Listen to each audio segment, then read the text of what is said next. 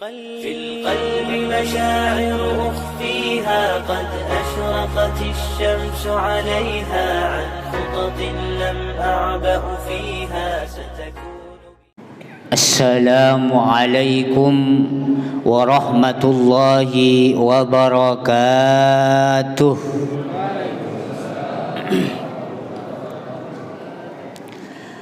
Alhamdulillah, alhamdulillahi rabbil alamin, wa bihi nasta'inu ala umuri dunya waddin, wassalatu wassalamu ala ashrafil anbiya'i wal mursalin, sayyidina wa habibina wa syafi'ina Muhammad wa ala ali sayyidina Muhammad. Allahumma salli ala sayyidina Muhammadin al-Fatih lima ulik wal khatimi lima sabaq nasiril haqqi bil haqqi wal hadi ila siratikal mustaqim wa ala alihi haqqa qadrihi wa miqdarihil azim, amma ba'du. Para jamaah, bapak-bapak, ibu-ibu yang saya hormati, alhamdulillah malam hari ini Allah masih memberikan kesehatan dan kesempatan kepada kita untuk menjalankan perintah-perintah Allah dan menjauhi larangan Allah.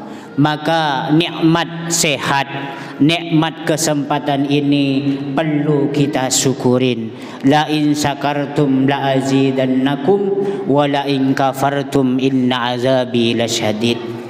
Kedua kalinya yang perlu kita dawamkan dalam kehidupan sehari-hari adalah kita harus banyak-banyak membaca solawat kepada Rasulullah. Solawatnya kita kepada Rasulullah itu adalah bentuk rasa syukur juga, bentuk balas jasa akan banyaknya sesuatu yang Rasulullah berikan kepada kita. Amal-amal yang lain selain amal solawat itu antara diterima dan tidak diterima oleh Allah. Sedangkan bacaan solawat kita kepada Rasulullah itu pasti diterima. Sebagaimana ulama pernah berkata, addimis sholata ala nabiyyi Muhammadin faqbuluha hatman bi ghairi taruddudi a'maluna bainal qabuli warudduha illa sholata wassalam ala nabiyyi Muhammadin. Selain bacaan sholawat itu bainal qabuli warudduha, antara diterima dan tidak diterima oleh Allah. Diterima oleh Allah itu kalau kita ikhlas, kita berbuat zakat misalnya, sedekah misalnya, itu akan diterima kalau betul-betul kita ikhlas karena Allah. Di hadis yang lain Rasulullah pernah bersabda, au kama qila, innallaha la yanzuru ila ajsamikum wala ila suwarikum walakinnallaha yanzuru ila qulubikum. Allah itu tidak melihat jasad kita, Allah tidak melihat muka kita, Allah itu melihat hati kita. Sebesar apapun amal yang kita lakukan, itu tergantung niat yang ada di dalam hati kita. Apakah kita melakukan ini dan itu betul-betul karena Allah atau karena dunia? Kalau kita melaksanakan amal soleh karena tujuannya adalah dunia, maka Allah akan berikan dunia itu, tapi di akhirat Allah tidak akan memberikan apa-apa. Tapi kalau kita melaksanakan amal-amal karena Allah, tujuannya karena Allah, maka dunia kita dapat, di akhirat insya Allah kita selamat. Di ayat yang lain Allah berfirman, yauma la yanfa'u malu wala banun illa man atallahu biqalbin salim. Orang yang selamat nanti di akhirat adalah orang yang ketika berhadapan dengan Allah itu dengan membawa apa? Qalbun salim. Dengan membawa hati yang selamat, hati yang dipenuhi dengan keimanan, hati yang dipenuhi dengan ketakwaan. Maka hati, Pak, Ibu, itu ada dua macam sebenarnya. Ada hati yang hidup, ada yang mati. Yang hidup itu pasti hati yang selalu dialiri oleh rahmat dan ridha Allah Subhanahu wa taala. Sedangkan hati yang mati, hati yang tidak connect dengan Allah dan Rasulnya. Maka para ulama itu memberi wasiat kepada kita. Kalau kita pengen tahu bagaimana keadaan hati kita, itu ada 3 tempat. Utlub qalbaka fi salasi mawadi, kata ulama. Coba cari hatimu, keadaan hatimu di 3 tempat. Kalau 3 tempat ini ada di hatimu, maka insya Allah hatimu itu hidup dan nantinya akan selamat, qalbun salim. Apa yang pertama? Awalan, inda sima'il Quran. Jadi untuk mengetahui hidup dan matinya hati kita itu pertama adalah ketika inda sima'il Quran, ketika kita mendengarkan Al-Quran.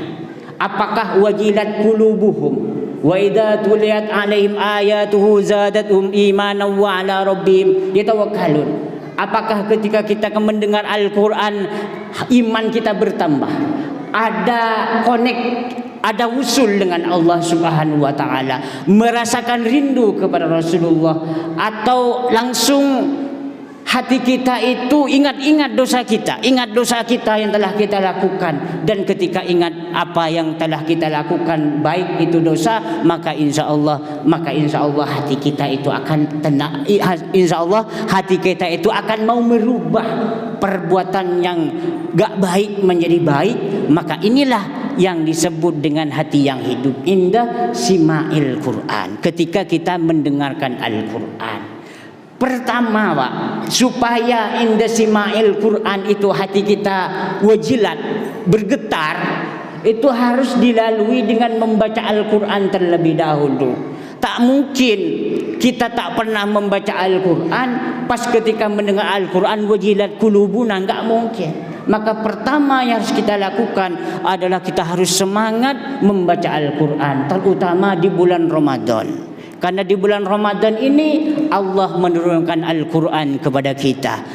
Para jemaah, bapak-bapak, ibu-ibu yang saya hormati, bulan Ramadan itu menjadi bulan termulia di antara bulan-bulan yang lain karena Allah menurunkan Al-Quran pada bulan ini.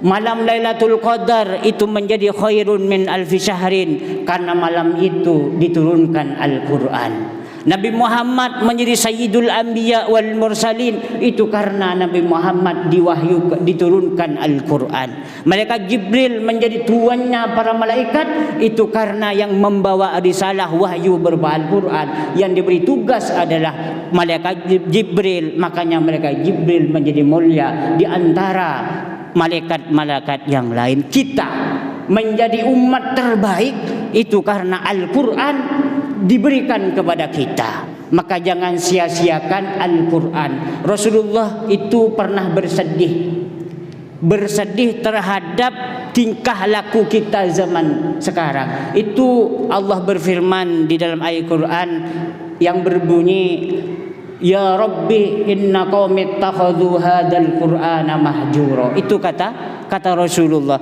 wahai Tuhanku, sesungguhnya kaumku itu menjadikan Al-Quran mahjuro. Mahjuro itu apa? Banyak tafsirannya, misalnya seperti Ibnu Jauzi. Misalnya apa mahjuro? Tidak membaca Al-Quran. Itu mahjuro, itu yang membuat Nabi Muhammad sedih terhadap kita. Sudah ada mushaf, sudah ada Al-Quran di rumah kita, tapi kita jarang membaca Al-Quran. Sebagian ulama pernah mengatakan begini terkait bulan Ramadan, karena bulan Ramadan itu adalah diturunkannya Al-Quran. Barang siapa di bulan Ramadan tak sempat hatam 1 kali, maka bisa dikategorikan selama 1 tahun dia itu tidak akan bisa hatam Al-Quran. Jadi barometernya itu di bulan Ramadan kita baca Al-Quran. Kalau di bulan Ramadan tak baca sama sekali Al-Quran, maka insya Allah dipastikan selama 1 tahun setelahnya tak mungkin bisa baca Al-Quran. Karena barometernya adalah bulan Ramadan. Maka kita harus bersungguh-sungguh membaca Al-Quran. Itu yang pertama. Sudah 10 menit ternyata Pak. Yang kedua singkat saja. Yang kedua adalah inda mujalasid dzikri atau taklim. Ketika kita duduk bersama-sama majelis taklim, duduk kayak gini bersama mendengarkan ilmu. Maka kalau kita gelisah, berhati-hati kita itu mati. Tapi kalau hati kita mantap mendengarkan baca zikir, baca selawat, mendengarkan ilmu, insya Allah hati kita hidup. Ki As'ad Syamsul Arifin pernah mengatakan begini, di bulan Ramadan itu beliau berwasiat untuk banyak-banyak menimba ilmu. Kenapa? Karena di bulan Ramadan ilmu yang kita dapat, kita duduk mencari ilmu, itu barokah dan manfaat ilmu itu berbeda dengan yang kita dapat di bulan-bulan selain bulan Ramadan. Maka sangat dianjurkan selain membaca Al-Quran, kita juga semangat untuk menuntut ilmu di bulan Ramadan. Yang terakhir adalah indal khulwah, ketika kita menyendiri. Sendiri itu perlu kita kasih waktu dalam kehidupan 24 jam kita. Untuk apa kita menyendiri? Satu, muhasabah, ingat dosa-dosa kita. Selanjutnya adalah kita ingat amal-amal soleh kita, apakah sudah baik apa enggak, apakah timbul riya apa enggak. Khulwah ini bukan lantas ditafsirkan hanya menyendiri sendiri, enggak. Ada sebagian ulama menafsirkan indal khulwah di sini adalah puasa. Itu juga bisa ditafsirkan dengan sendiri. Karena apa? Karena puasa itu kalau banyak ngomong takutnya nanti pahalanya hilang nanti. Makanya disuruh jangan banyak ngomong kalau puasa. Nah, begitu. Bahkan di Ihya Ulumuddin itu pernah Imam Al-Ghazali pernah berdoa begini, fi zamanina, nanti di zaman akhir itu ada amal yang paling afdal, yaitu apa? As-sumtu wan naum, yaitu tidur dan as-sumtu, enggak ngomong sama sekali. Itu afdalu a'malahum fi zamanina.